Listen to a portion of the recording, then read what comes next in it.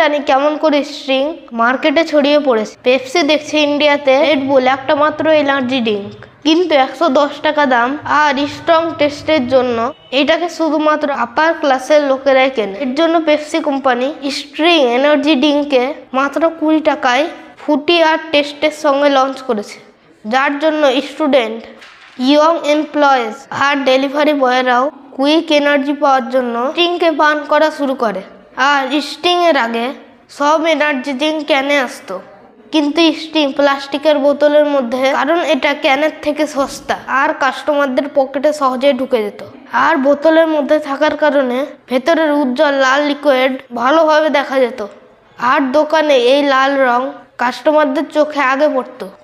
R Sting Red Bull gives you wings এর ইংরেজি ট্যাগলাইনের জায়গায় এনার্জি বলে তো স্ট্রিং এই ট্যাগলাইন ইউজ করেছিল, যার জন্য ভারতীয়রা সহজেই কানেক্ট হয়েছিল।